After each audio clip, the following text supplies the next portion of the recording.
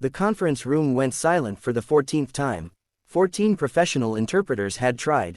14 had failed. And $1 billion international deal was seconds away from collapsing. Tension hung so thick in the air you could almost taste it. Executives from 8 different countries sat around the polished glass table, their voices rising in frustration, translators shuffling through notes, sweat forming at their temples. Cultural nuances had been missed. Technical terms were mistranslated. One careless phrase had even offended a delegate from Tokyo. The CEO's jaw tightened. "If we can't communicate," he said coldly, "there is no deal." Outside the conference room, pushing a mop across the marble floor, Daniel Reyes pretended not to listen. He was used to being invisible. At 38, Daniel wore a gray janitor's uniform with his name stitched in fading blue thread. He worked the night shift at the prestigious Orion International Tower, cleaning up after the people who ran the world. Most days, no one looked at him twice. But Daniel spoke 8 languages fluently. He just never told anyone. After his wife, Sophia, passed away from cancer 5 years earlier, Daniel's world had collapsed. She had been a linguistics professor who loved languages like some people love music.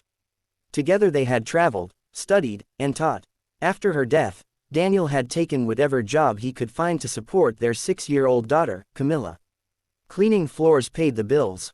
Languages stayed locked in his heart. That afternoon, Camilla had hugged him before school and said, "Papa, when I grow up, I want to be brave like you." He didn't feel brave. He felt tired. Inside the conference room, the argument grew louder. The French delegate accused the Brazilian representative of altering contract terms. The German investor insisted a key clause had been mistranslated. The Mandarin interpreter looked overwhelmed. The Japanese executive sat in visible discomfort. Daniel's hands paused on the mop. He knew what had gone wrong. The issue wasn't vocabulary, it was context. A single technical phrase had multiple meanings across cultures. It required not just translation, but understanding. He took a breath. This wasn't his place. He could lose his job. But he remembered Sophia's voice. "Language isn't about words, Daniel. It's about building bridges." He knocked gently on the conference room door. The room turned. A janitor standing at the doorway. The CEO frowned. "We're in the middle of something." Daniel swallowed. "Sir, I believe I can help."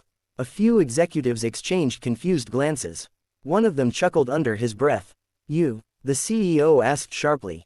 Daniel stepped inside, heart pounding. "With respect, sir, the disagreement is over the phrase, operational autonomy. In Portuguese, it implies full independent authority. In French corporate law, it often suggests supervised autonomy. In German contracts, the nuance leans toward structured independence." Silence. The German investor blinked. Daniel turned slightly toward the Japanese delegate and spoke in fluent Japanese, explaining the nuance and apologizing for the cultural misstep earlier. The man's expression softened instantly.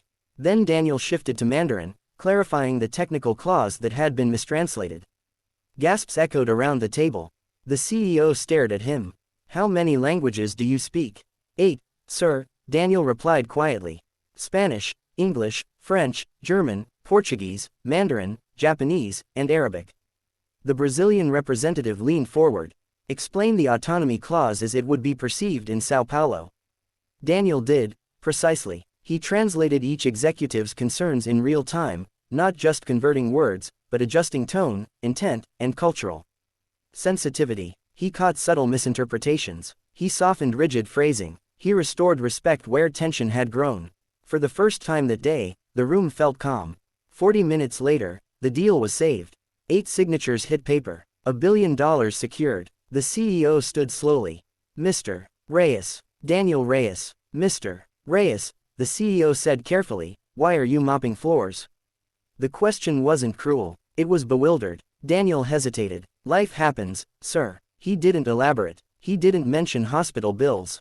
Or nights studying contracts while Camilla slept. Or the quiet grief that had hollowed him out. The CEO studied him for a long moment. "Report to my office tomorrow morning." Daniel's stomach dropped. That night, he barely slept. Camilla noticed his worry. "Papa, did something bad happen?"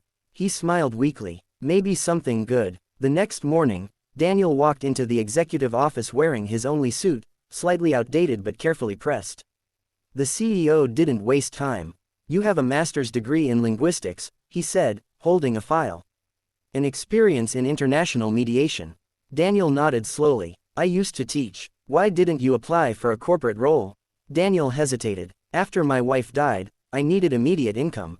I didn't have the luxury of waiting through hiring processes. The CEO leaned back. Yesterday, 14 certified interpreters failed. You succeeded because you understood people, not just language. Daniel said nothing. I'm offering you a position as Director of Cross-Cultural Communications. Full benefits. Triple your current salary. Daniel felt the air leave his lungs. But, the CEO continued, I need someone who's not afraid to speak up, even when they're holding a mop. For the first time in years, Daniel felt something crack open inside his chest. Hope. The transition wasn't easy. Some executives resisted taking direction from the janitor. Whispers followed him in hallways. A few employees questioned his credentials. The challenge wasn't language anymore. It was perception. Daniel worked twice as hard. He stayed late developing cultural training programs. He coached executives privately. He built translation systems that prioritized nuance over literal accuracy. And slowly, results silenced critics. International partnerships strengthened. Miscommunications dropped by 70%. Employee satisfaction in global branches rose dramatically. 3 months later, the same German investor who had once doubted him requested Daniel personally for all negotiations. At home, Camilla noticed the difference. You smile more now, Papa. He knelt beside her. I remembered something important. What? That no job defines your worth. One evening, Daniel visited Sophia's grave with Camilla. He placed a small contract copy beside the flowers.